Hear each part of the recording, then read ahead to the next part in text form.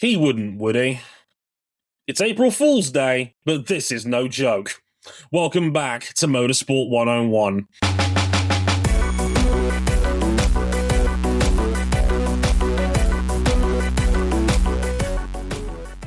Salute to the great around the horn veteran Woody Page. If you know, you know. Welcome to episode 648 of Motorsport 101. I'm your friend and neighborhood host, Dre Harrison. Glad you could join us as ever. And, well, slightly newsworthy F1 weekend. It was nice and quiet, wasn't it, RJ? Yeah, no, I agree. Like, great day, great week for Italian sport all around. April Fools. It was all going so well. If you've not been following the FIFA World Cup in recent years, Italy, who won this tournament 20 years ago, missed the 2018 Men's World Cup, missed it in 2022, had a chance to make it this year in an expanded tournament and missed it again. So we have now forgotten about the fact that Marco Bezzecchi put boots to ass in Austin. More in our next episode. We've forgotten that Kimi Antonelli now leads the Formula One World Championship off of back-to-back wins, which we'll talk about very shortly because all anybody wants to talk about is the fact that Italy lost again. LOL! We haven't even included Yannick Sinner's Sunshine Double in Miami or the fact that Nicolo Budiga tripled up at World Superbikes over in Portimao, which was so apparently nondescript. Even MotoGP's social media team forgot about that one, but they had to get Sinner and Antonelli on the graphic. So, yeah. It's been a good week for the Italians until it very suddenly wasn't. Dre, what's been your favorite April Fool's bit today? Oh, there's been some fun ones, man. I liked Formula 2 joking that Richard for sure was disqualified from the entirety of last F2 season. I liked the joke that Jack Doohan's going to the LMS series. Wait, that was real? Jack Doohan gave up a Super Formula seat for ELMS? That wasn't an April Fool's joke? Oh, okay. No, that wasn't an April Fool's joke. I remember sitting in the car when I was told, "Do you happen to know any contacts for a platinum rated driver to get a seat in the ELMS this year?" And I'm just thinking, "Oh, okay." Yeah. I got a Immo Wasserod speed dial. Watch this. No. Super Formula starts this weekend, by the way, at Bataghi. It does. Go watch it. You haven't got an excuse now because there's nothing else on. So, go watch Super Formula. It'll be great.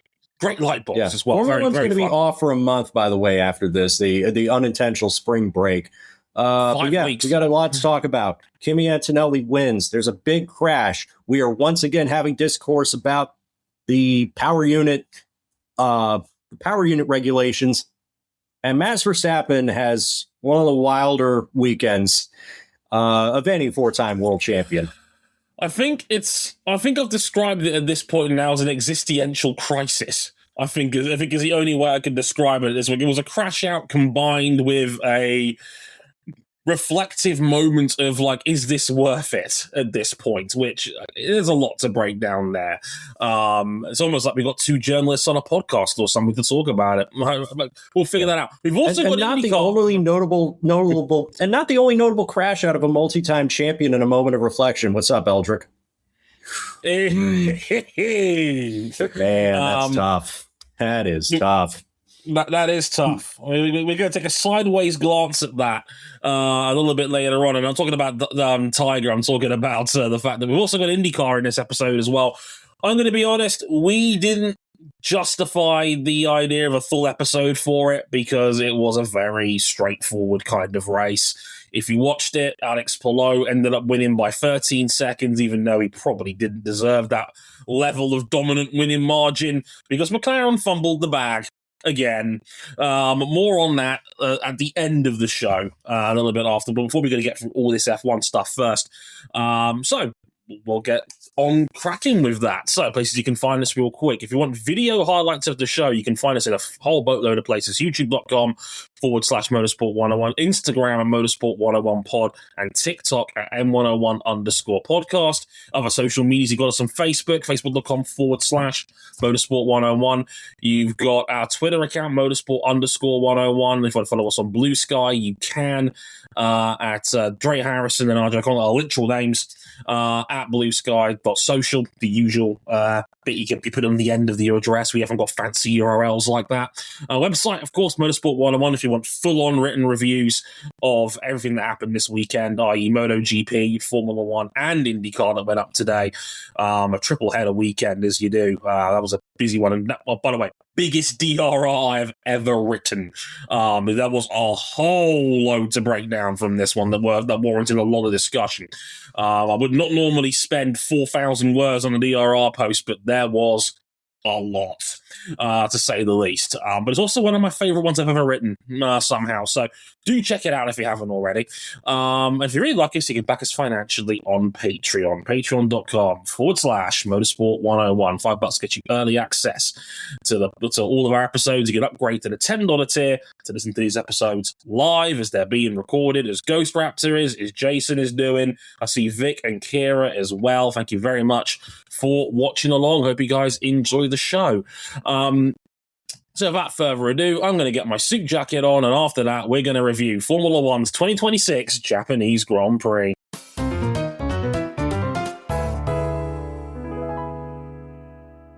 Ohio gozaimasu, and good morning, wherever you're listening around the world. It's time for us to talk about the Formula One Japanese Grand Prix at Suzuka. I know it's trendy for people on social media to say that Suzuka sucks because it's narrow and Formula One races are pretty dull here. And this has been one of the less eventful Formula One races of the three that we've had. But I gotta say, it was still pretty eventful because it's 2026 and a lot of shit just doesn't make sense. So Kimi Antonelli took a second career pole after George Russell, his Mercedes teammate, complained of a bad setup choice. But both Mercedes got off the line poorly in the race itself, and it allowed Oscar Piastri's McLaren to take the early lead. Bearing the lead here, Oscar Piastri started a race in 2026. Let's go. You're making up a process. And Piastri was leading for a good chunk of it. Russell climbed up to second. Piastri blinked first to come in the pits. Russell tried an overcut that ultimately failed, but because a lap after Russell came out, Ollie Bearman crashed into the wall approaching Spoon Curve at about 150 miles an hour. It was a 50G impact, brought out the safety car, banged up Ollie Bearman's knee. We'll talk about that in a bit. But two guys at the front were able to come in and take their pit stops just as the safety car was coming out. One of them was Lewis Hamilton. The other was Kimi Antonelli, who had the lead on track at the time, and he would keep that lead, dominate the back half of the race, won by 13 seconds ahead of Piastri in second, and a hard-fighting Charles Leclerc in third for Ferrari. And with it, Kimi Antonelli becomes the youngest driver to ever lead the Formula One World Championship in just 19 years, 7 months, and 4 days. That is an age-related record that Max Verstappen does not hold. Wow. To be fair, he never held it. Do you know the last person who held that record, RJ? Vettel? Hamilton. 2007 Spanish Grand Prix. He was 22 at the time. Was go on to be runner-up that year, but it was actually a Lewis Hamilton record. Max didn't really have a title contending car until 2021, really, and by that point, he was already 23 already, which is kind of weird to say because he started at 17. But it's just you consider he has all the other age-related records in the sport, some of which will never ever be broken. All I'm saying is Seb's youngest world champion record might be under threat because Seb holds that one. And I think the only other one I remember that Max doesn't have his youngest point scorer, because I think Kvyat got there first, which is, again, another one of those quirky ones where you think it's Max, but it actually isn't. Great, you said it. That record might be under threat. I mean, Kimi Antonelli. Here's the thing about five-star prospects like Kimi Antonelli. They don't come into the sport straight in the Mercedes factory team, just to project as a solid number 2 driver behind a guy like George Russell. You bring them up, you give them all the hype because you believe that they will win a world championship, several world championships.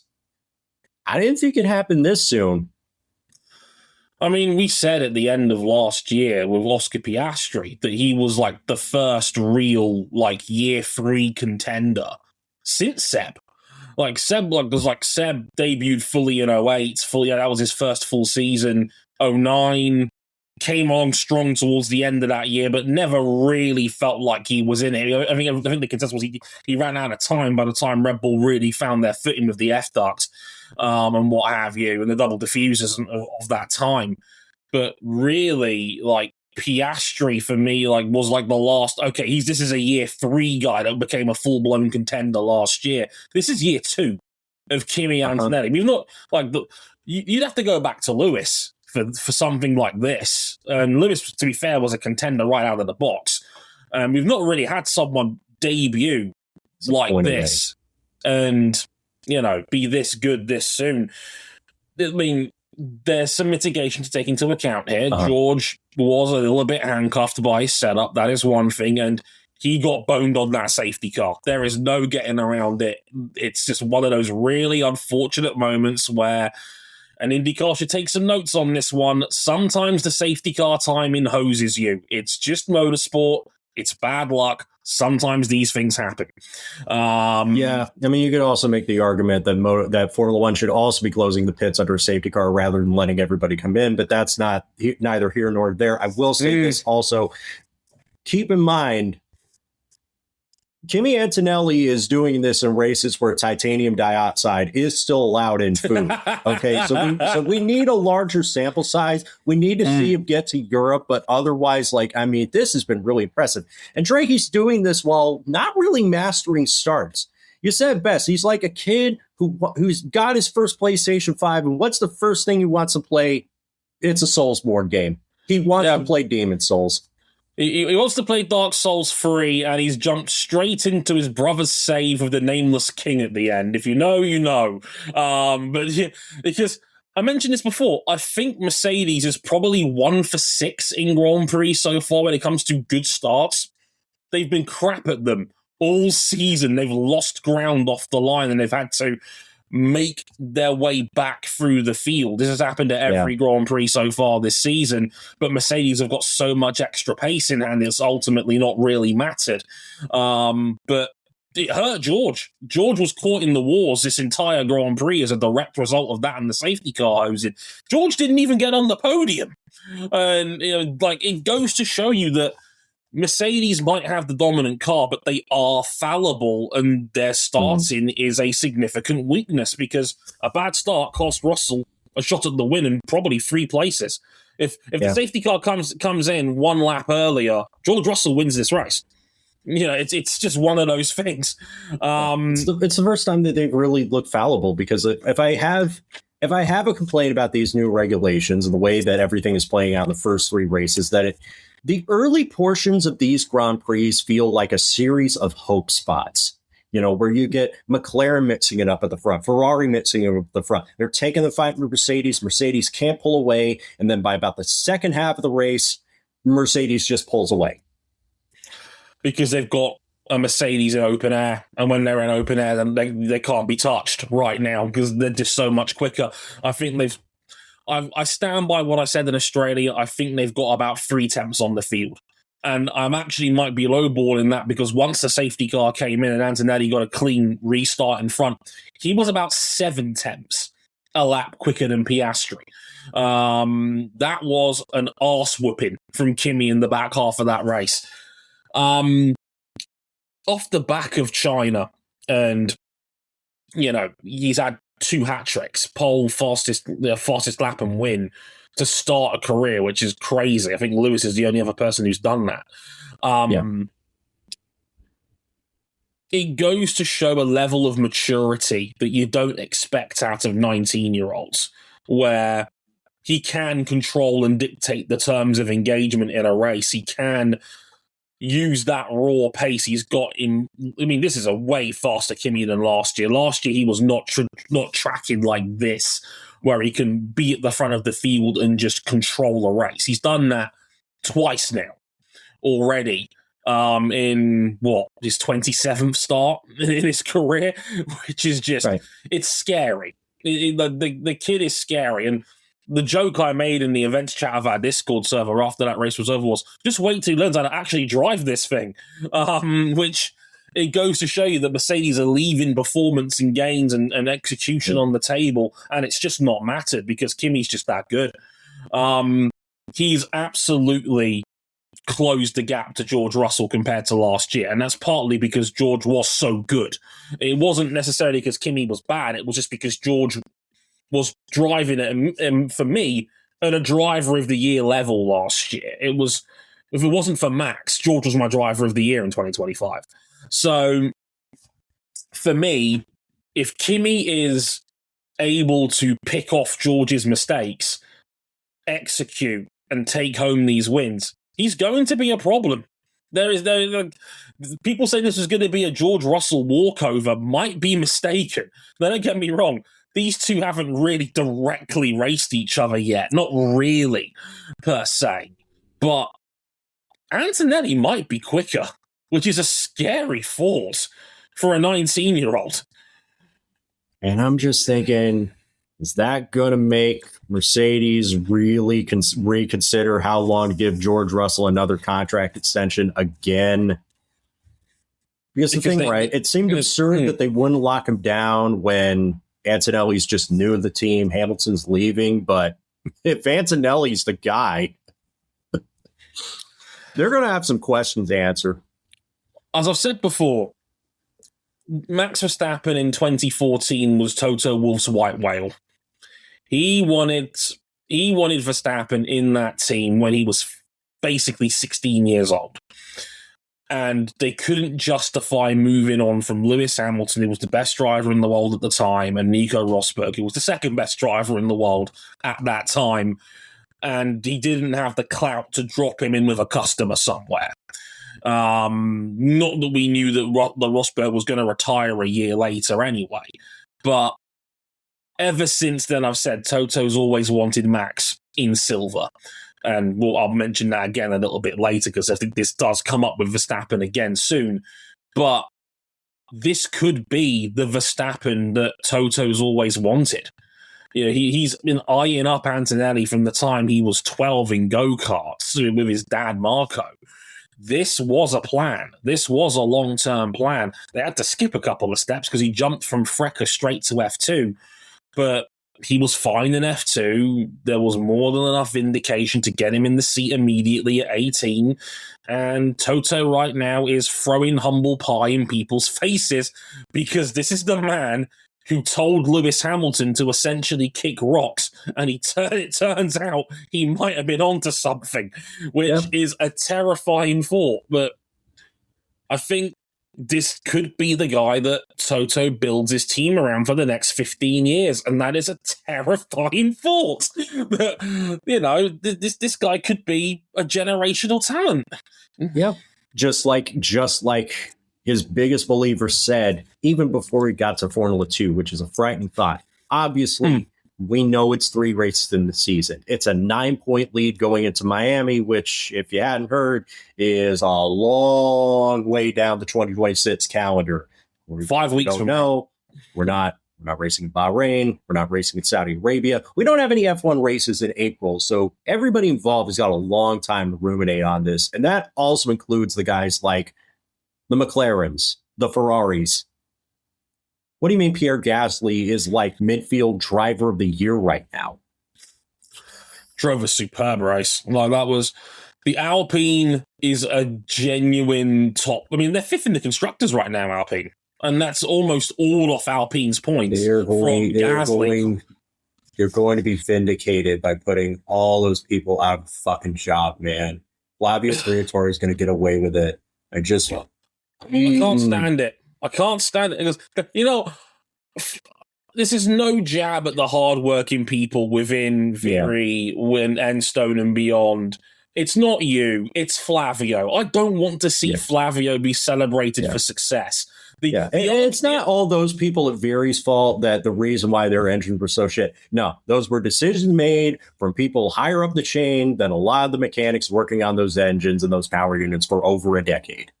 Yeah, for those who missed last week's show, we basically found out via Autosport that Flavio basically said, switch to Mercedes power or I'm not signing the dotted line. And Luca De Meo took him up on that when he signed the deal because Luca De Meo is an idiot. But the Mercedes power unit is the best in Formula One right now. That's more than clear. Mercedes has dominated the season so far. McLaren took a big leap forward this weekend with Piastri on the podium. And it's not hard to have a big leap forward when one of your cars starts the race, and not just one, but two of them. Yeah. I mean, I used Lando Norris as the yardstick in Australia. He was 50 seconds off the win. Piastri was 13 off here. So either Australia exaggerated McLaren's issues, or they've clearly made some gains in understanding the power unit in a short space of time, if this is a better reflection of where McLaren actually is at. And look, I'll say this much. This may be a hot take. This was Oscar Piastri's best weekend in Formula One for me. Absolutely exceptional. All weekend long. Didn't put a foot wrong. Superb qualifying. Had to put himself best of the rest in P3. Put himself in the right spot. Got a great start. Controlled the first half of the race excellently to hold off George Russell behind him. If the safety car doesn't work out, he's got a genuine shot to win that race. The only reason he didn't get it was because of the timing. And again, Antonelli had clean air in front of him. If it's Piastri in front, does Kimi find a way through? We don't know. The Delta would have been interesting on that, but Piastri himself was flawless. He could do no more with that car across that weekend. That was the Oscar Piastri that should have won last year's championship. That's why they signed him. That was an exceptional weekend from him. That's the guy you build a church around. Oh, hell yeah. I mean, Leclerc had another one of those races where it's just like, man, I know Ferrari is not going to be winning no championship, not from what we've seen, but Charles Leclerc is like doing his damn best. And it's not like Hamilton's completely washed up either. This is a better Hamilton than what we saw last year. A little bit concerning that Hamilton's pace dropped off in the second half of that race quite a bit, though. I don't know if that was a technical problem with the car or a regen issue with his battery. I don't know. But you can't, Charles is going to be Mr. Excitement this year. I think that's become more than obvious. I mean, for those who watch the replay, he banged wheels with Lewis Hamilton at 130 miles an hour going halfway around turn one, and Charles passed him round the outside. What a man. I love Charles Leclerc, man. If you don't like Charles Leclerc, you don't like motorsport. This is what I've been saying since 2018 when he got up here, and when nobody was sure if, is he ready to make the jump from Sauber to Ferrari after just 1 year? No. He's been that guy. He's been that guy from the moment he rolled up in F2. This dude is special. That is a talent, man. He is his racecraft might be the best in Formula One. In just the terms of he'll always race you hard, but he will always race you fair. And that was just spectacular. I don't give a shit how you want to talk about batteries. If you weren't impressed by that pass on Lewis, then I don't think F1's for you anymore. Genuinely. Incredible. I think we do got to talk about the big flashpoint in the race. This is the problem, though. Yeah, because this is the problem, because Oliver Bearman is closing in rapidly on Franco Colapinto's car, very, very rapidly, about a 50 kilometer hour about a 50 kilometer per hour difference as they approach Spoon Curve. Suzuka's narrow. We know this. And as Colapinto is dropping speed because of the super clipping phenomenon, he moves just a little bit into Bearman's path. Bearman has to take avoiding action. He swerves off the road. He spins across the track and hits hard into the barriers, bangs up his knee. He walks away from the wreck with a limp. That's the other indelible image of the race, is that these regulations have now, fairly or otherwise, taken the brunt of the blame for this accident happening in another weekend where about 50% of the drivers say they're not liking what they're going through right now. It's probably a little more than 50 by this point now, because even people that were initially quite positive about it, like Lewis Hamilton, is like, okay, well, this is a problem. We have to kind of go back a little bit here to like Thursday, because going into the weekend, the FIA announces that they're going to lower the regen limit for a lap of Japan. For those who don't know, every track has its own regen limit as to how much the cars are allowed to regen in terms of power and energy going back into the battery over a single lap. Typically, it's between 7 and 9 megajoules. This was originally 9 at the higher end of that scale, because there's a lot of heavy braking zones in Japan. You hit 200 miles an hour probably 3 times over a full lap. They knocked it down to 8 in an attempt to try and reduce the superclipping phenomenon a little bit. It did work. It did make a sizable improvement to that, but they were still losing a boatload of speed coming out of the 130R. I think it was between 40 and 70 kilometers an hour, depending on the car and driver. People have complained about this since the start of the season. I've said my piece on it already. It's whatever to me. I can't tell the difference between a car going at 170 and 190. If you can, and that bothers you, then fair enough. But it doesn't bother me so much. However, this does cause one problem, and that is the fact that Colapinto was harvesting coming into the spoon during that race. He was harvesting his power unit. He was trying to regen battery power. He's going at 160 into that braking zone. Bearman hits that grass at 190. That is a 30 mile an hour difference in closing speed. And to put that into perspective, it's like ask any MLB hitter in baseball the difference between a 95 mile an hour pitch and a 100 mile an hour pitch. And they will tell you that it will cut the reaction time about in half. You don't think that's a big difference, but it's a huge difference. Yeah. And any reaction or any sudden motion, you've got half the time to react. And we're already talking about Formula One drivers, some of the most highly perceptive athletes in the world. You can't do that. And it's hard not to say that the difference in closing speed was the culprit for it. I think that's why Colapinto didn't get punished for it, despite the incident being investigated. Ayakomatsu was very classy after the race, basically saying, no, Colapinto's not at fault at all. It was just a difference in closing speed. And I think we're all a little bit partially to blame for this as a media entity, fan wagon, however you want to describe us. We buried the lead on this. Everybody's been talking about the superclipping and the qualifying and that element of it.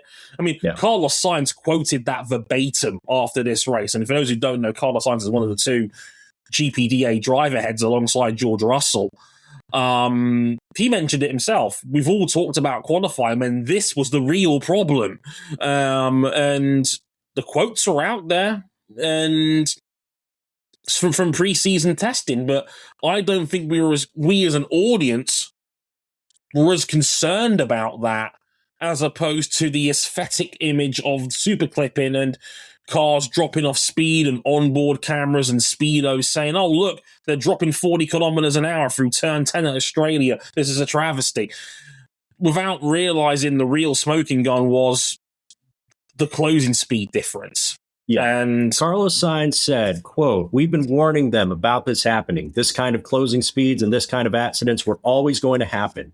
I'm not very happy with what we've had until now. Hopefully we come up with a better solution that doesn't create these massive closing speeds and produces a safer way of going racing.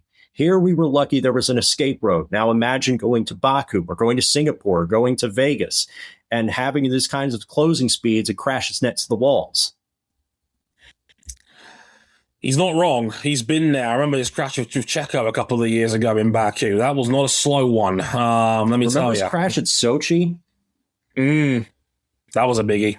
Yeah. I mean, I know there's probably different circumstances, but that was one that jumped out of my mind as like, ooh, Carlos Sainz taking some tough hits to temporary tracks. Yes. Yeah. I mean, the FIA actually did acknowledge this after the race was over. They directly acknowledged Ollie Bearman's crash. They acknowledged directly the closing speed difference, and they said, "Listen, we've always had the plan that we were going to sit down early on in the year, talk to everybody, and this was a regulation set with flexibility on specifically the energy management side of things." And that's what they're going to do. It's already a known fact. They're going to sit down with the teams at some point during this 5-week break between this Grand Prix and Miami in early May, and they're going to try and figure this out, because this is one of these problems where the super clipping on a qualifying lap is one thing. That's mostly an aesthetic problem, right? Yeah. Like, you don't like your qualifying laps being quite all out and it being a different type of speed. That's one thing. This is a safety issue. Uh-huh. This needs to be addressed immediately. I don't know what the solution is on this one. Again, these energy management situations, they're going to be tweaked. Do we drastically slash the regen limit? Do we go to maybe 4 or 5 megajoules as opposed to 8 or 9? Which, look, that's barely a kilowatt hour. That's nothing in the grand scheme of things. I know a lot of Formula E fans right now are laughing at Formula One for how badly they've handled this. I mean, for perspective, Porsche was dropping 8 megajoules out of its batteries in the LMP1 category 11 years ago. Don't get me wrong, their batteries are a lot bigger, and that's probably one of the issues here, because on the one hand, you probably wanted a bigger battery so you could deploy more of this electric regen power at once, but you also wanted a lighter car. Yeah, those things can't coexist. So that's one thing. And, we could also talk about potentially maybe upping the regen rate to maybe the 350 kilowatt level as opposed to 250, but I think some teams are not going to want that because it exposes them from a performance standpoint, because politics is going to play a role in this. Mercedes are not going to want to give up what I think could be an advantage. Politics played a role in this whole regulation set coming into place. I mean, people, as good as Audi's doing right now, there are some people that are just blaming Audi for going out of their way to blame Audi for ruining their sport because they didn't want to compromise about the 50-50 split. Which is amazing, because them dropping the MGU-H was the reason why Audi's here. Because the MGU-H was a massive unicorn in the discussions about this regulation set, because it's ludicrously expensive, it's very hard to develop technology, and it's got no road relevance. Which is why everybody agreed to bid it, because by getting rid of it, you got Audi through the door. And, you got Honda back in an official capacity, and you got Ford to be involved directly with Red Bull. It was a net positive. You've now got 6 suppliers.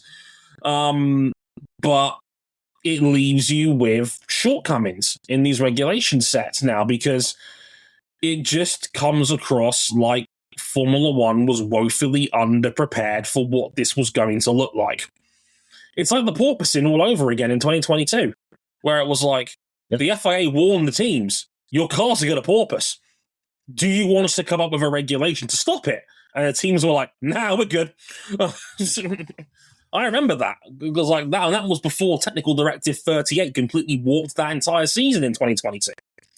So politics is going to play a role in this. That's inevitable. Teams are going to be unsure as to what they want to give up in exchange for any of this, because right now Mercedes has got a significant advantage on the field. Ferrari's got smaller turbos. It's clearly hurting them in a straight line. Like they bitched about it during qualifying that we're losing 4 temps on the main straight alone. Ferrari's been talking about power unit development from day one of these regulations because their engine's quite unique. And I think the big smoking gun here is the 50-50 split. I don't think that's sustainable. Like, who really asked for this? Like, it's, or at least whoever did probably didn't think it through, because probably thought that by 2026 that this that a 50-50 split would work out with the way that that hyper technology that these batteries are developing. Are we gonna while we wrap this up, you think it's gonna stay about 50-50 by the end of this season? I don't think they'll change the split this year. I think that'll be for 27. Give the teams a full off season to get their shit together.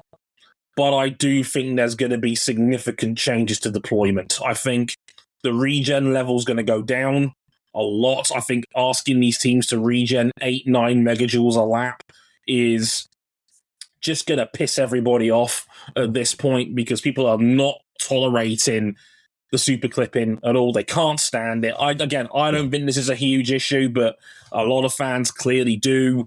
And I think they will cave to that pressure, and I think that it will come down. I think they might also raise the regen limit as to what these teams can harvest at. I think they'll go to 350 rather than 250. Or the other solution is you reduce the kilowatts that the batteries are deploying power at, so it lasts longer. So maybe 200 kilowatts, which again is Formula E Gen 1 levels of deployment, right? Which is embarrassing. You're basically asking just, we need to make the combustion engine do more of the work again. Yes, because no one is going to like the visual of an engine at full throttle sending power to the battery instead of the wheels. It's not what people's idea of Formula One is. Again, I'm not bothered by it, but a lot of people are, because a lot of people have this placebo of what they perceive their F1 to be. Yeah, right. They have their own value proposition of what Formula One is to them. We talked about it back in Australia. I know y'all talked about it in China. I have concerns that an accident like this could happen again. Like, that's my big worry coming from these regulations, is that if you have that difference in closing speeds, another accident like the one that Bearman had could happen again. Hopefully it doesn't. Something to think about going into Miami. Yeah, one more fall on that. There is one potentially very extreme solution. What's that? They could just zone parts of the track and say you're not allowed to regen here. Oh, okay. So basically, because I know back in the LMP1H days, there were designated regen zones. There were designated zones in Le Mans where you could lift and toast. Yeah, that would be you just eliminate the possibility of the closing speed difference happening in that part of the track, and just basically say you can't regen here, basically, because that would stop that problem, because there's no slipstream, there's very little slipstream, but likely, and there's no DRS zone at Suzuka on the run down to Spoon. So the chances that if you had a zone that could say you can't regen here, there's no way you'd have a car go into the Spoon 30 miles an hour faster than another car. And you do that, combining with lowering the limit of how much regen you can deploy, that probably takes care of that problem. It's a very extreme solution, but it might just work. Just a thought. Just a thought. Let's talk about Max Verstappen's weekend. He got to test a Nissan GT500 car in the rain at Fuji, and that's as good as it got. Couple things happened here. First, Thursday media availability before the weekend. Guardian writer Giles Richards got tossed out of Verstappen's media availability because of a question that Richards asked back in Abu Dhabi 2025, where he asked if Verstappen's crash into George Russell in Barcelona at the Spanish Grand Prix was the reason why he didn't win the title. And apparently Richards asked that question with kind of a smirk that Verstappen didn't like. So Verstappen has him thrown out of the press conference in front of everybody. Red Bull was said to be annoyed at how Verstappen handled this, but Richards did leave the presser and did write a column afterwards saying, I hope to have a better relationship with Max Verstappen after this whole thing, because I really appreciate him. It sucks that this happened.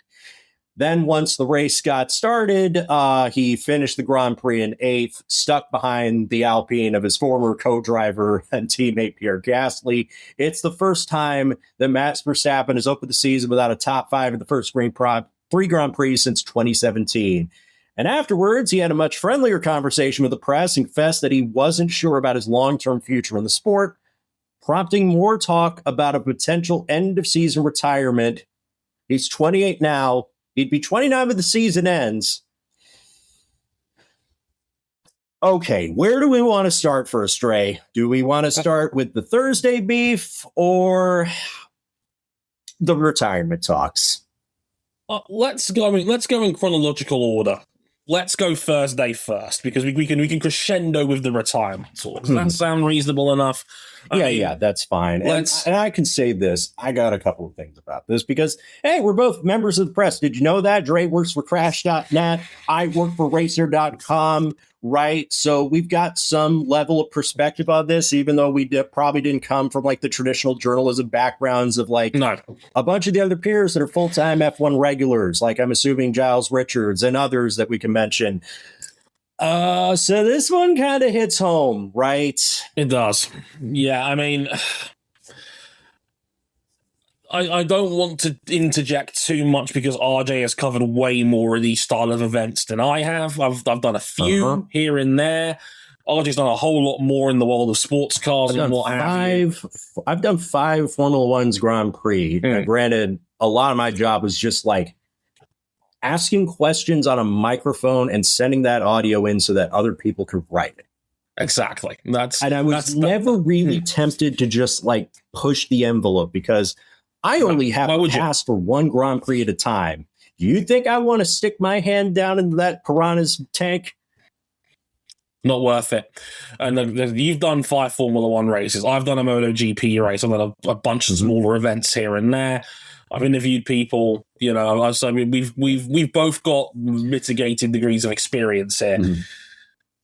This hits home hard, and I'm kind of, as someone who is a fan first, to someone who came from a fan background, was a fan blogger first, that somehow turned professional.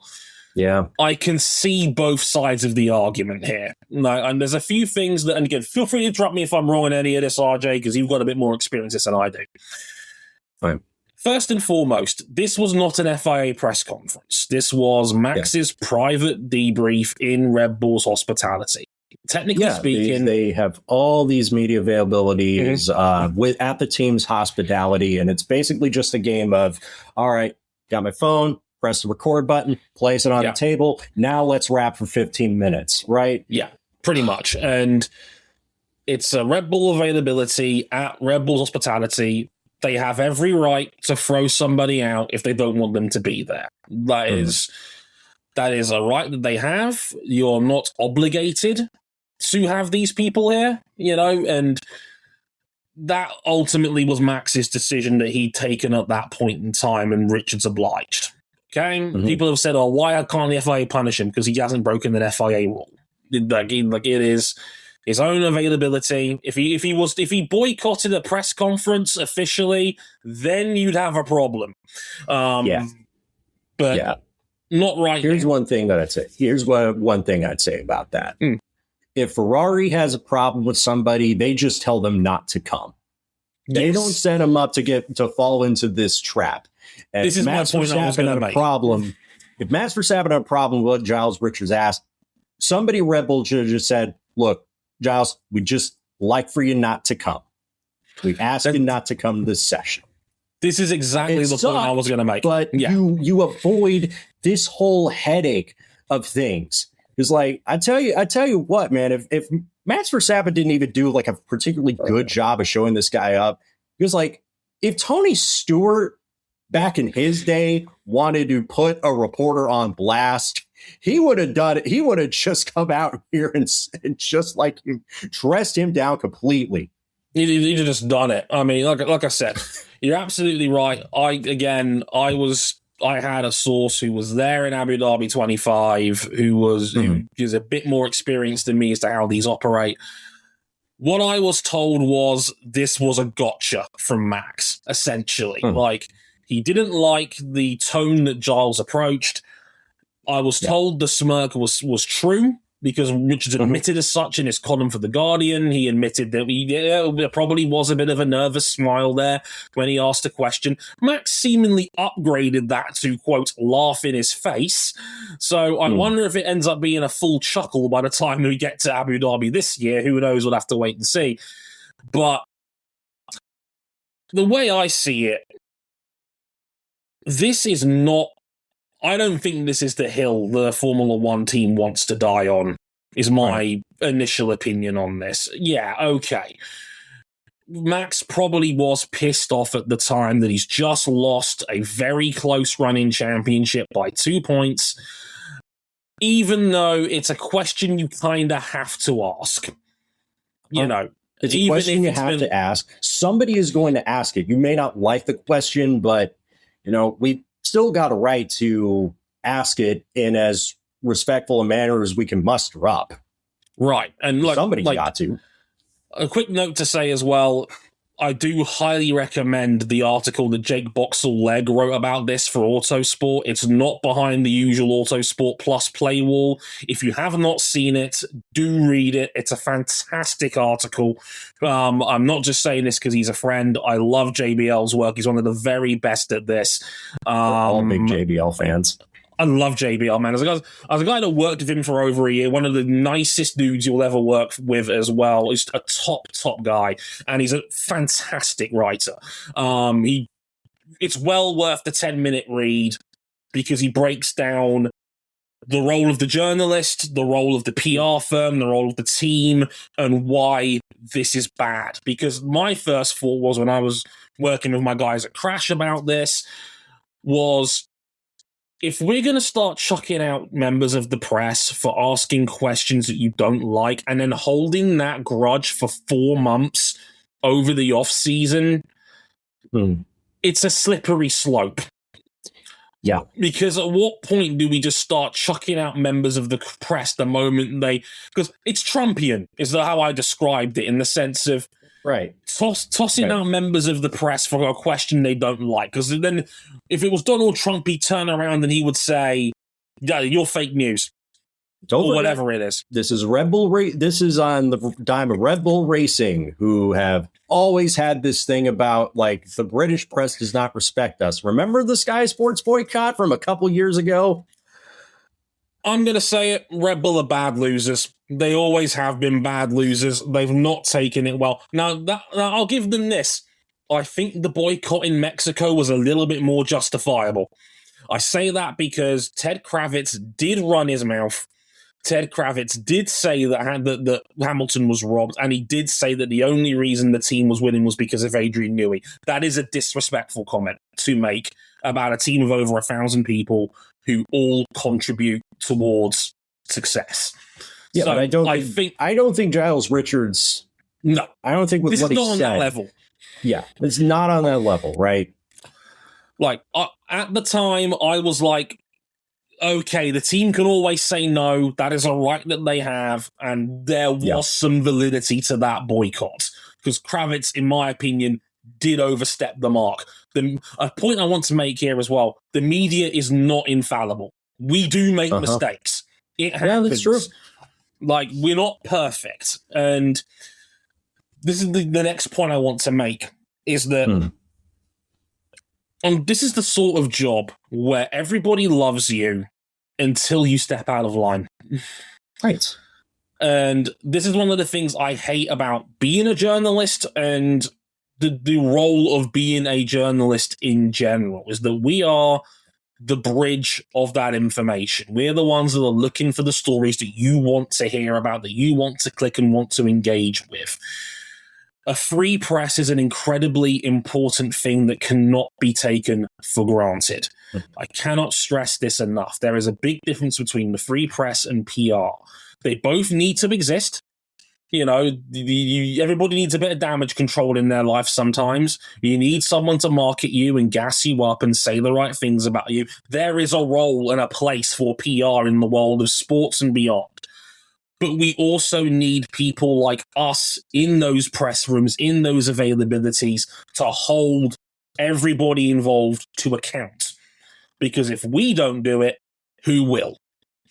Right. And the privilege of the job, as Giles himself said in that Guardian piece, the privilege of the job is being able to ask those difficult questions. And if we can't do that, we can't do our job properly. Yeah. Can't do that. Can't do our job. I'll go back to Sebring. Like, ultimately, I didn't agree with a lot of the narrative that was being spun up by my colleagues in the press, but I still respect their right to ask, what was going on with the team order situation in Porsche Penske? What sort of agreements were respected and not respected at the end of that race? And that's just a very soft example, for instance. Yeah, it's nowhere near this level of, do you think a perceived intentional crash cost you a championship in the heat of the moment after it happened? And my point about that as well was, if this was such a big issue, this could have been resolved in the off-season from either party, from Giles and from Red Bull. They're both accountable to a degree in that regard. If there was an issue, it should have been flagged up and it should have been resolved. Not after this very public spat and the fact that everybody blew up on this story. Because let's be honest, part of the reason why this blew up is because it's Max. He is not the first person to throw a member of the press out of a briefing. Lewis Hamilton, I know for a fact, has done this multiple times. Don't get me wrong, the reasons are a lot more justifiable. Trust me. But Max is not the first person to do that. It's just he's the first person to do it so publicly. Especially now in this age where Formula One is more of a mainstream sport than it has ever been. You have more eyes on it, from casual to semi-casual to hardcore fans. It's not a good look. And I don't think, and I'll say it again, like it's not Marshawn Lynch saying I'm just here so I don't get fined. No. And this was going to be the other point I was going to make. F1 is a very insular world. We are small fries in the grand scheme of the political, journalistic landscape. We are a relatively niche sport. We are not soccer. We are not the NFL in that sense, which is becoming a truly global game at a rate of knots. Because the point I was going to make is that in Formula One, people walking out of press conferences is rare. Like Lance Stroll did it a couple of times a couple of years ago, and we went ape shit over that, right? Like Max throwing someone out of a media availability is a unicorn in the grand scheme of things. In places like football, this happens all the time. Like in American sports, this happens all the time. Like you can have like entire top 10 countdowns on sports highlight shows of head coaches and ball players just having a fucking meltdown in a press conference or a scrum amongst writers, just completely losing their effing minds. I ain't forgotten one of the journos having a whole bucket of ice poured over him by Deion Sanders because he didn't like the way he was being written about. Do not get it twisted, though. Tim McCarver absolutely had that coming. Don't get me wrong. Like I said, media is not infallible. But if you look beyond the world of Formula One, you'll realize this is actually a lot more common than people think. The one I mentioned when I wrote my DRR was Sir Alex Ferguson. Sir Alex Ferguson, for those who don't know, the Manchester United manager, the legendary Man United manager, boycotted the BBC for 7 years because of a documentary that was made about his son and the fact he may have been exploiting his surname as an agent to try and bring in star players. Sir Alex did not like how his son was perceived in that documentary, so he boycotted them for 7 years. Could you imagine how much of a villainous role any F1 team would be if they didn't talk to Sky Sports for 7 seasons? Like, yeah, we talked about it. The Mexico City boycott, that was one race. They were back to being pals like nothing ever happened, like the next round. It wasn't even one race. It was half a race weekend because it happened on the Saturday night. It was just they didn't do any media post-race. because that was a Saturday Ted's notebook when Ted made those comments. It was half a weekend, and everybody lost their shit. Like, I'll even give you another example. Lynn Jones-Turpin, the Jacksonville Free Press reporter that basically propped up Cohen, the Jacksonville Jaguars head coach, at the end of their season. God, I remember this. When she said, like, hey, Liam, despite everything, you did a great job. And a bunch of other people in the press room was just like, well, that's just corny. What a stupid question to ask. Yeah, what a waste of time, as if someone who's a local reporter for the Jacksonville Free Press might want to remind everybody that, hey, Jacksonville had a really goddamn good season this year and wanted to take 20 seconds out of a press conference to gas up the fact that you've done a really nice thing for the city to get behind, because they made the playoffs for the first time in a good while, and they very nearly beat RJ's beloved Buffalo Bills in that wildcard game in a very narrow 3-point defeat. I still don't know what a catch is anymore. Me neither, but that's besides the point. Like, it was a genuine, wholesome, viral clip that Cohen himself was very grateful for. He said it in other media interviews that he loved it and was like, it made me emotional hearing that. But some of the fellow reporters buried her for it. It goes to show you, not even we know necessarily as media how to get it right sometimes. It is a lot. Like, there is a lot of isolated little stories like that one that goes to show you that beyond the world of F1, which I think is a very insular, very culty kind of audience, this sort of shit happens all the time.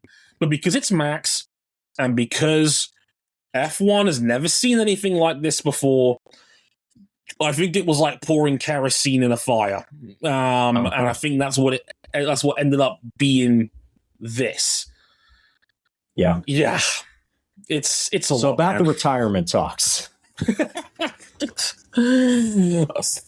Yeah. Well, he has a burgeoning sports car career now. I mean, he didn't win NLS 2, but he'll be at the end of 24. Yeah, I mean, it's going to be a feud story because, like we've said this before, you know our motorsport well. This sort of shit just doesn't happen. No. Like, Nico Rosberg was a genuine shock to us. We only learn after the fact that Nico Rosberg had this plan in the works that he was going to step away at 31 years old after winning the world championship. He wasn't even world champion when he put that plan into motion at the time, but we wouldn't have known it until like way on down the road. Only two people knew besides him, and that one of them was his wife, Vivian, and I think the other one was Toto Wolff. And I remember specifically, he had that plan labeled down, I want to say after he won the Japanese Grand Prix that year, with about 6 races to go. And he was like, if I win the world title, I'm going to hang it up. And that was for that. You got to go back to Hakkinen in 01, because like Hakkinen at 33 still had something left in the tank. Like Schumacher just taking the title off of him in his 01 season and start all that well, but it was still kind of a surprise that he was walking away when the feeling was that Hakkinen still could have been around for at least another couple of years. Yeah. Like I said, like Rosberg is this century probably the only real, true, genuine case of this was not performance related. This was generally, I'm mentally burnt out. I can't bring myself to come back and do this again. You could maybe make a case for Sebastian Vettel, given he was 35. That's a little early, but again, you can debate that one, given we now have a driver that's going to be 10 years older than him this July. I guess you can debate that one with yourselves. The only other one I can think of is on 2 wheels, and that was Casey Stoner in 2012 from MotoGP when he was 27. And even then, there's mitigation because he had undiagnosed chronic fatigue back then. This is a unicorn, what we're talking about. This is what my dad would call rocking horse shit.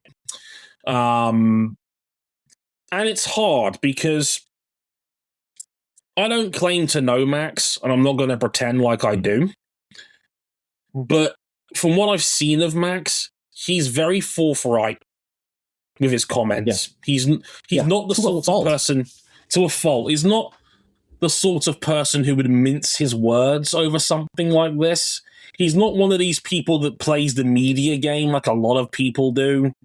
Not that I don't think he does anyway. So yeah. I think that means these words hold a little bit more weight than if, say, someone of a similar age like a Pierre Gasly says that I might retire at the end of the year because I don't like these cars. I don't think we would take that as seriously. Obviously, part of that is just Verstappen because of his popularity. He's Max Verstappen. He's the second biggest name in the sport. But I don't know, man. There's a lot of arguments you can make on both sides of the aisle about this. Like, there's a lot of people that could be theorized about this. For example, should this be a sabbatical? Could this be a come-and-get-me ploy for Mercedes? And even then, does Mercedes even need him now? Because they've got a dominant car and two world-class drivers. But wouldn't Mercedes want him because now they have some level of brand synergy because Verstappen Racing is going to be one of the most prominent names in all-pro Pro-Am GT racing in 2026? It's interesting because one thing I thought about is that to some people, Max is going to look like a guy who, if he retires at the end of this season off the back of a frustrating season where he does not like the direction of the sport, it is going to be interpreted as a guy who is sulking and taking his ball and going home and having a temper tantrum on the way out. Stone cold. And I wonder how that would go down with a lot of the people who were very uncharitable to Nico Rosberg when he left the sport because he, quote, he won the championship and was too much of a coward to face Lewis Hamilton again one-on-one in 2017 and beyond. Well, the argument there is instead you're talking about a four-time world champion who was very unlucky not to win a fifth and is a little bit higher up that Hall of Fame food chain. No disrespect to Nico Rosberg, of course, he had a fantastic career, 20-plus wins, 20-plus poles. He's a first ballot Hall of Famer, Nico Rosberg, but Max would be an inner circle Hall of Famer. Yeah. You're talking about top 10 all-time level career. So it probably hits a little bit differently, and I don't know, because the thing is, right, there's been a whole bunch of theories hypothesized. Like I said, the sabbaticals come up, the Mercedes angle has come up potentially. The other argument I've heard a lot of is he trying to be a martyr for the rulebook? Is this retirement a threat to the FIA to try and get these rules changed? To which my first thought to that was, one, I don't think Max is wired that way. And two, the drivers don't get seats on the table to vote about these sorts of things. Yeah, they can influence them a little bit, but they can have signs or a Russell representing the GPDA sit down and talk. But ultimately, it's the teams that make this call. Yeah, I mean, I'm sure there are people that wanted Lewis Hamilton to martyr his career at the altar of the 2021 Abu Dhabi Grand Prix, but that didn't happen. He's still here chasing down his 8th title. And he's 41 in January. It's I don't know. Like, also, as Kira points out in the chat, he's talked about this for a long time. This is not the first time he's mentioned an early retirement. And the thing is, right, a part of me thinks that's what makes me lean towards this not being as valid, because Seb was the same. I was me, everyone knows I was a feud Seb guy. Seb was always the guy to say he was going to retire at 29 to 30, win a few world titles, call it quits early and go back to the farm. Even he stuck around till he was 35. And towards the end of his career, he was the same person bitching and moaning about wanting to go back to V8s, V10s, V12s, and sustainable fuels, which was part of his... I don't want to be cynical and say pivot, but I don't think it's a coincidence that one of the things he was promoting so hard was sustainable fuels. It goes quite hand in hand with the whole environmentalist angle that he took towards the end of his F1 career and beyond. It's then there's ethical questions about sustainable fuels in the first place, but then some people are getting emotional about him driving Senna's old car at Imola. Right. And Mansell's old car. I think he drove one of the old Williams from the early 90s back in the day. and it was on sustainable fuels, and everybody loved it. Yeah, we can go back to these days, woo, etc. Again, the more cynically minded might go, that's a bit of a basically putting yourself in that lane kind of move, shall we say? Yeah. I mean, again, it's people say a lot of these things in the heat of the moment. He'd just been out of an F1 car less than an hour ago in a race that he clearly was frustrated by. I mean, and again, he's been this rule set's biggest complainer from 2023. He's always hated this. It's rolled up now, and it's confirmed. It coincides with a downturn in form. It coincides with a downturn in form because Red Bull Ford still has work to do.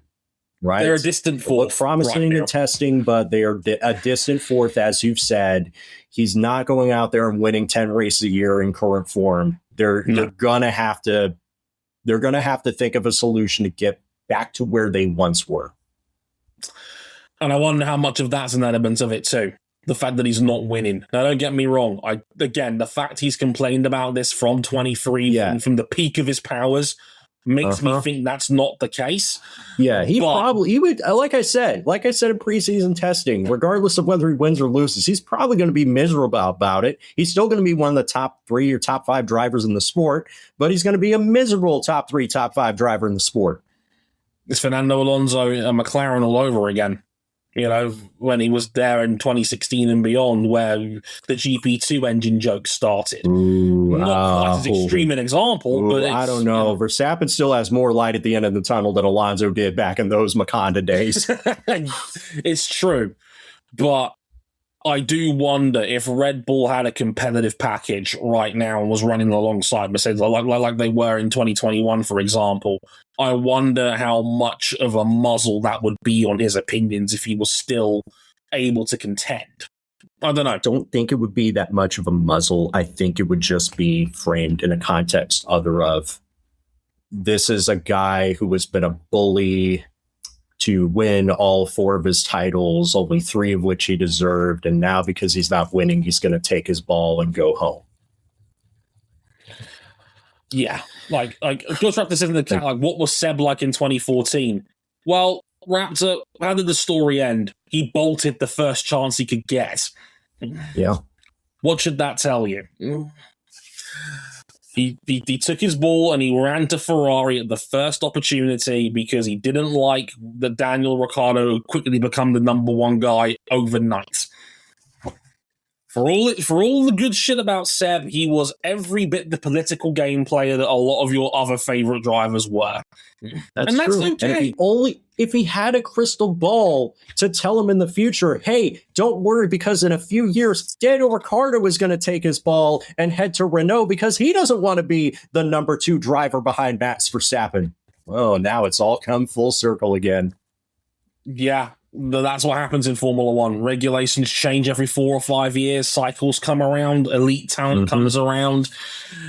Goalposts move. That's the whole point. And ultimately, I'll believe it when I see it because it's hard to walk away from Formula One once because you know how privileged you've got to be in F1 in the first place. I mean, I think as of this year, 762 drivers have driven a Formula One championship race. 116 have won a Grand Prix. I think it's 35 have won a world championship. 28 have won more than one. It's a very hard thing to walk away from a sport you've dedicated your entire life to, from the time you were a child, and think, I'm not coming back.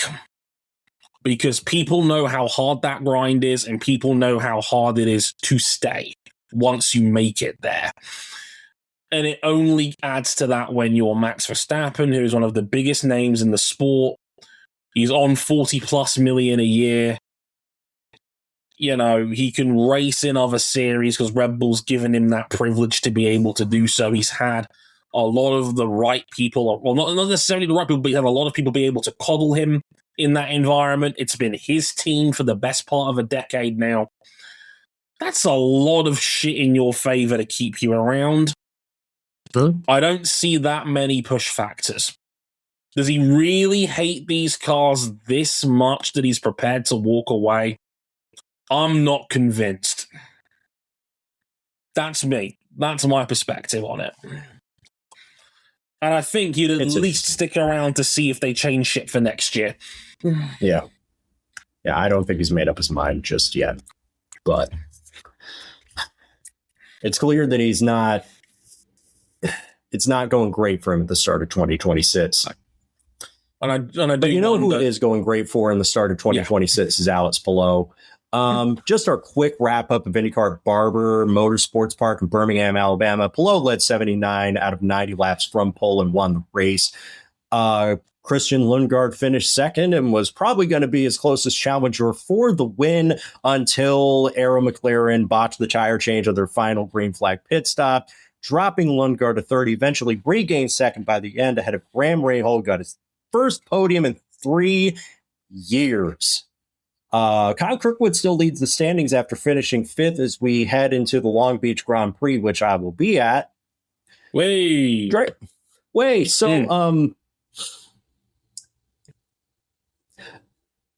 I love the optimism around Arrow McLaren. It's always been there since Zach Brown bought a majority of Sam Schmidt's shares, Schmidt-Peterson shares, and rebranded it. Basically, Arrow McLaren, when we all knew it was going to be the McLaren IndyCar team. Now that Sam Schmidt's along out of the picture, I got to tell you what, though, beneath the surface, beneath the vinyl, you could still see remnants of what was, because Schmidt-Peterson Motorsport was like the king of the upper midfield. They were the best in the West for many years, but they weren't at the level of Ganassi. They weren't at the level of Penske. They weren't at the level of Andretti Autosport when Andretti Autosport was at that level. No. And there are still some moments where you see that in action. Yeah. And don't get me wrong, I'm not disputing the fact that McLaren have worked very hard to bridge that gap. You can, in fact, I would make an argument that they are probably there now as, I think, the second best team in IndyCar on paper. I think they've had top level contendership status for the 500 for a good 4 or 5 years now, as one of the top elite teams with a shot to win that race every year. Palou's been very unlucky not to win it yet. Yep. And last year felt like a breakthrough year in that Palou Award most other years probably wins the championship with the level of campaign that he had. It's just Palou was a freak. My point is getting into this race, and I watched this race, and it wasn't a classic. I watched this race too. Wasn't a classic. There have been better Barber races. There were better Alex Palou wins at Barber, like 2021, where he won for the first time. Well, last year it was a genuine 16-second beat and he put on the field. This one was obviously exaggerated. What Alex Palou did here was just put the entire 25-car IndyCar Series field into a rest hold. We're going to work the ground. We're going to put you in headlocks. We're going to put you in abdominal stretches for like 90 minutes of racing. Yeah, because we all, in my opinion, I think Palou is at his most dangerous when he has complete control of a race. He can dictate the pace, he can dictate the terms, and he can dictate strategy. We saw it at St. Pete. It was a perfect example of that. He was in, once that first round of stops was over, he was able to run the overcut and take the lead. What happened in that second stint? He sets a pace so fast that Marcus Ericsson butchers his tires trying to stay with him. And that's exactly what happened. That was impressive. Here, it's just like he's in control, but it's not to the level of awe and magnitude that we saw at St. Petersburg. Well, the thing is that he pushed that Rahal gap to about 8 or 9 seconds in that third stint when he was on the soft tire. Yeah. But we all didn't take into account how fast Lundgaard was, because when Lundgaard gets to that third stint, he's ahead of Graham after running the overcut. He's on a brand new set of sticker primary tires. He gets that gap down to Palou from about 9 to about 3 seconds. And Palou goes in for his final stop first to take the safety car out of the equation for a caution. It's a typical number 10 team move. Take the yellow off the table, come in first, dictate the terms of engagement, as I said.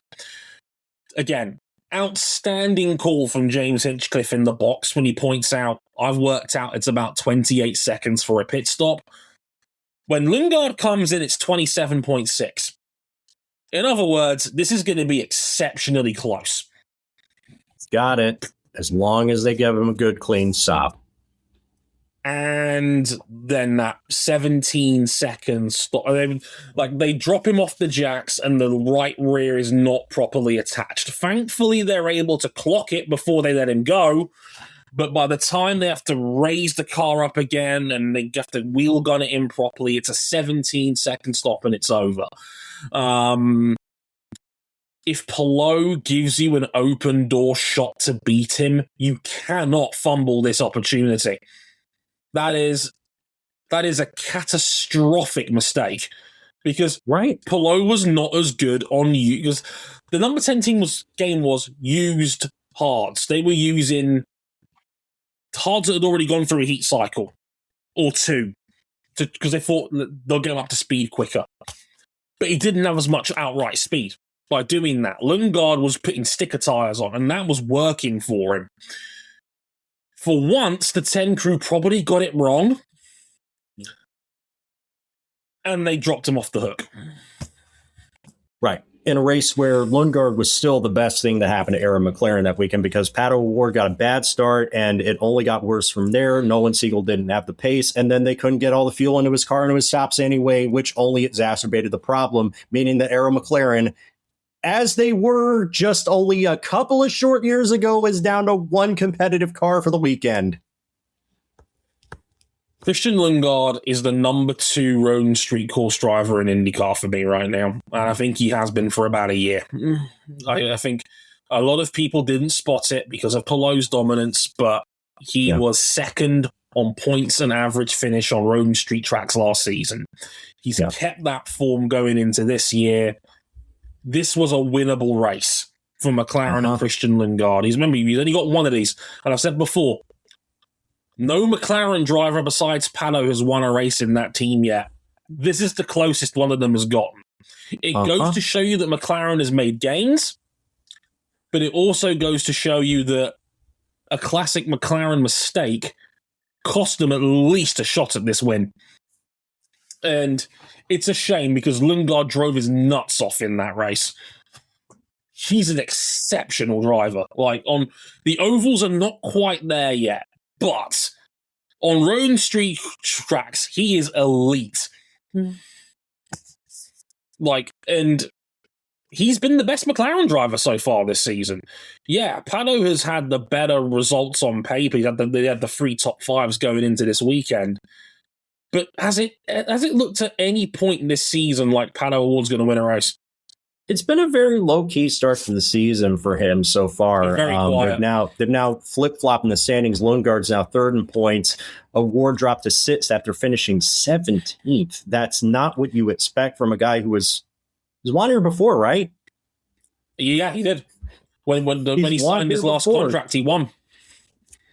Yeah, like this was... And Chris Hardy did a great job of capturing on video the fact that Pato was pissed after. He just said, we fucking sucked. We got our asses kicked. Was how Pato described it, basically. There was no excuses. You want to talk about guys who are forthright in their opinions to a fault. Pato O'Ward is not one to sugarcoat shit, dog. Yeah. Yeah, like, Pato's not going to sugarcoat shit for you, and he was pissed. He wanted explanations as to why he was so slow, basically. There's not an awful lot to break down there. I thought it was very funny that on the call of the broadcast, William Buxton was more enthusiastic about Graham Rahal finishing 3rd than he was for Alex Palou winning, which is funny because he loves Alex Palou. We love Alex Palou, right? But of course you heard that race and you thought you went back in time to 2006 and Jenson Button had just won the Hungarian Grand Prix, and there goes James Allen in the commentary box. Get in there. Get in, which is amazing given Graham Rahal's last podium wasn't actually that long ago. Yeah, it was 2023 at the road course, right? But he's been on such a broader picture career downturn. Like 10 years ago, you would bank on Graham Rahal to finish on the podium, never on the top step, at Barber Motorsports Park. He was the best Honda in this championship in his prime. He looks like a nepotism hire most days. He was 19th in points last year, and he's been bumped from a 500 in that time span between his last podium. So, to a degree, I get it. I don't think this is quite the feel-good regen story for Graham Rahal that I think Will Buxton thinks it is, but I watched him. It was a fantastic drive. Graham drove the nuts off that car that weekend. He deserved a podium, and I'm glad he got it because David Malukas was all over him at the end of that race. Rahal's tires were gone at the end of that race, and funnily enough, he admitted on Twitter after the race, Malukas was like, "I have 100 seconds of push to pass left," and he didn't realize until the final lap. Wondering this as we were watching the race, why he hasn't used the button. We just thought, maybe is he short on fuel? Because if you push the pass, it means you're burning more fuel, right? That's the usual reason. He even realized it. Oh man, I tell you what, the first Malukas win is coming, and also shout out to Graham Rahal for admitting he has a Kevin Durant problem, meaning he used the blowback that he's been getting on social media to fire him up for this podium. Yeah, they think you cooked in the QRTs. Yeah, where's Graham Rahal's burner? Yeah, I would hate to find out. To answer a question in the chat as well, Jason. Yes, Graham did think that he had to use 2 sets of alternates. It was his team that had to correct him, but apparently the team did not know initially that the 2 alternate tire rule only applies to street tracks, not permanent road courses like Barber's. So yeah, Mick got completely boned by that. For Mick what Schumacher, whose cameo appearance in this race was coming out of the pit side by side with Alex Palou and making that entire last stop very dicey for him. Yeah, that was about it, really. Like it's sad that right now, like Graham's had a genuine feel-good podium finish, while his other 2 full-timers are. They were last and second last in the race. It's like we're back to like 10 years ago where Graham Rahal was just like, I'm not getting any help. It's sad that Mick Schumacher is currently last of the full-timers on points. If you thought that was Devlin DeFrancesco, you wouldn't have known any better. And that makes me sad. This is rough for Mick right now. Don't get me wrong, hardly his fault. Taken out in some P, botched pit stop in Phoenix. Really, the only really poor day he had was Arlington, and that was just poor driving, to be honest. But like, it's not like it's all on Mick, but R&L are a weird goddamn team. They are a weird team, and they continue to be weird and inconsistent and messy, and I don't like it. One other thing I wanted to point out before we get out of here as well. You probably all saw Scott McLaughlin's crash in practice, because good lord, backwards and into a catch fence. Yeah, backwards ass first into a catch fence, through the catch fence. At 90 miles an hour. This is the problem with tracks like Barber, and I do like Barber as a track, but it is a hybrid track. They race bikes here, and sometimes it shows that they're a bike track, because why have you got elevated gravel right next to a wall? It's something you got to think about. Yeah, because if you're going to be a bike track and a car track, you can't really have 2 levels of gravel, because that's bad for bikes, and it's that friction between them that launched McLaughlin's rear into the air and into that fence. It's a safety concern. There's no getting around it. And as much as we all joke about Georgina, it's the 2nd year in a row that we had an avoidable accident that could have been a lot worse. And I love me, Georgina, but why are you dangling a mannequin above an active racetrack? I will say this, though. If because I'd heard somewhere that Barber Motorsports Park allegedly has aspirations of getting on the MotoGP calendar, which I will believe it when I freaking see it. Not in its current state. Absolutely not. MotoGP bucks would be way too fast for that place. Not a chance. Like, if you want to have a headline event with Moto 2 as the headliner, then feel free. But like, I don't know about no MotoGP. Absolutely, I love me some Barber. I love that place. R.I.P. George Barber. Wish this race was better for you, but man, this ain't no MotoGP track. It isn't twisted. But we'll talk about that on our next episode of Motorsport 101 with me and Cam Barkley to talk about a very, very wild and newsworthy Austin weekend. Marco Bezzecchi's 5-of-a-kind, Jorge Martin briefly leading the championship, as well as having a 120-mile-an-hour wheelie. More about that next episode, because there's a lot to break down there. And I bet you're wondering, where was the Marquez onslaught in Austin? On hiatus, again. So a lot to break down from that race. Sadly, this will be our last Formula One podcast for quite a while. Another month, as a matter of fact, because there'll be no race until Miami in the second weekend of May.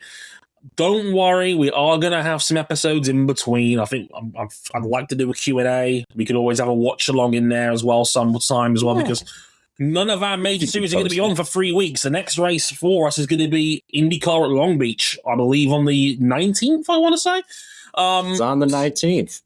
So you got at least 2 free off weeks in before we get up there. So stick around.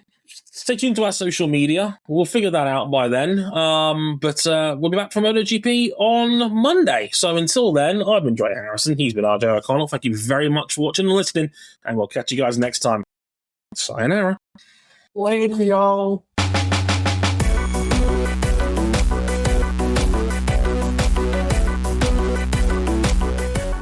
So if he does retire, does Max Verstappen become a Nordschleifer merchant? The Steve Brown of the NLS. Love you, Steve.